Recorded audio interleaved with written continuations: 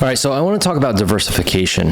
There's kind of these two conflicting ideas. One is I want to make a lot of money. I want to have my own opportunities through wealth. And so when you're a content creator, usually you start with one platform. You have this idea that I'm going to only work on Instagram. I'm only going to work on YouTube. I'm only going to do a blog, constantly just work down that vein. And I think that's fine to start off with, right? To build a foundation. But as your opportunity matures, as it grows, you're going to want to diversify. There's two reasons why you're going to want to do that. The first one, and it's fairly obvious, it's like having your own personal investment. You don't want to have all your eggs in one basket. You don't want to have everything piled into one thing because you don't want to have to take what I refer to as almost like a bullet to the chest, right? You want to have some sort of Kevlar. You want to have some sort of protection. And it'll be much easier if you diversify that through several different opportunities. So let me just give you an actual example. We started with YouTube. We have this channel and it was making money, and all of a sudden it was making a lot of money, and fairly soon it kind of dipped down. And that's pretty typical. That's not an unusual scenario. That happens to a lot of people that are on a singular platform. They're making good money in ad revenue, and then they start dipping down, and they still have expenses, right? Because as the business grows, you want to get team members. So what do you do to diversify? That's where other platforms come in. That's where you can create shorts and diversify on those other platforms, right? And start to build out what I would call brand equity across multiple platforms, but also start thinking about how you can turn what really started out as a form of entertainment or education, right? The value that you provide, turning that into an actual business, right? Maturing to a business. And so at some point, you're probably going to want to have to offer a product or a service, just to use that as an insurance policy, right? So that you can continue to develop your craft and continue to work on it. So what are the options for that? I think we've gone through this, and I don't want to beat it like a dead horse, but you don't have to reinvent the wheel here,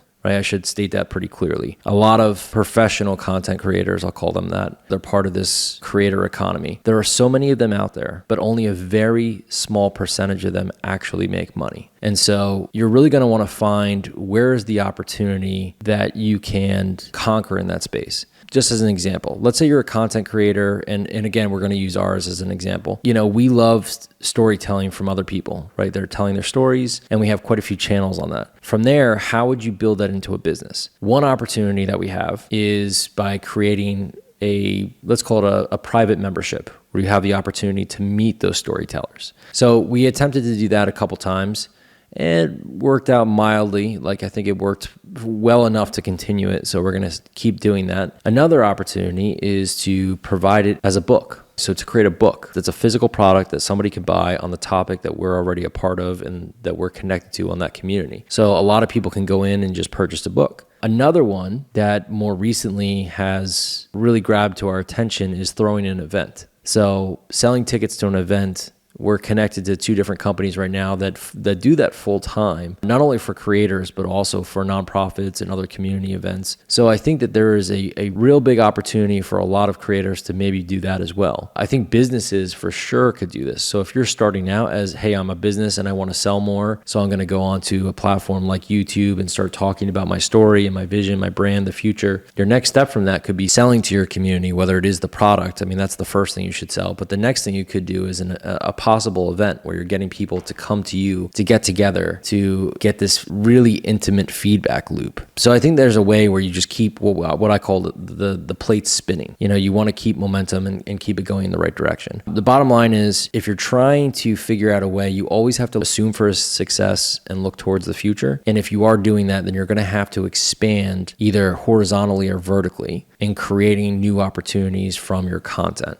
To be honest, if you're going to keep trying to scale, if you're going to hire people and turn this into a business, and it's not just you as a solo entrepreneur, you're going to want to figure out ways to diversify, not only to protect yourself and having, the ability to continue to make money and create the craft that you're doing and that you love, but also to reach another level, to have team members, expanded growth, maybe in other areas, the opportunity to build another, if you're doing another podcast, or collaborate or build a network. That's the direction that we headed in, was to build a network. Just keep that in mind, right? When you're thinking about scaling, and sometimes, almost always, you're going to have to squeeze before you scale. If you think about like almost like a roller coaster, let's say you're starting out, you're making ad revenue, and then you're going to have to dip down to learn how to sell a product, develop the product, and then you go up again. And then maybe it dips down again for sales. Now all of a sudden you have to figure out how to build a community. You know, you go to a platform like Kajabi, you go to a platform like School, and you start an online community. All those things though, there is a learning curve and there is going to be a dip, right? You're going to have to reallocate some of your resources into that if you don't have the team or the capital to do so, which most creators fall short of. There are a couple solutions to that. One is to raise capital or to get investors through creative funding or traditional funding. We've done both. We're exploring more traditional funding at the moment. I would keep your finger on the pulse of the business and be very obsessive over your current business, right? Always be thinking about it, always be working on it, always look to create more opportunities because your time is the most valuable commodity. If you can create a mechanism where you're making money not only in one asset, but in 10 assets, it's much easier to do it that way. And just from your own mental anguish, right? Like if you were to put everything into just the YouTube channel and it drops down, now your entire business doesn't work, right? Like you put too many eggs in one basket. When you can, right? I'm saying this because I know a lot of people, they're just still at a spot where they're only making, $3,000 or $4,000 a month and they're putting everything back into the business. So I understand that there are times to when to do this, right? Time and luck is somewhat of a factor in this, but always be looking when you can, even if it's small amounts, right? If you're making $3,000 a month and you say, look, I'm going to put $300 into creating this book that, I'm going to take a shot on, small amounts to take those opportunities and those risks. You have to take risks in order to grow. Just take small risks. Okay.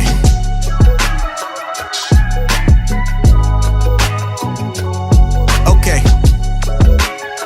Right here. Let's go.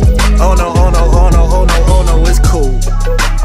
You can go on and lie to me, cause I can see right through your lies. But baby, it's not fazing me, it's cool. Facts. I see them texts you sending me. You know you got them tendencies, and I can be your therapy, it's cool. You type it, delete it, rewrite it, believe it, receive it, I seen it, it's cool. Facts. You fake it to fake it, you make it, I take it, reshape it, replacing the truth.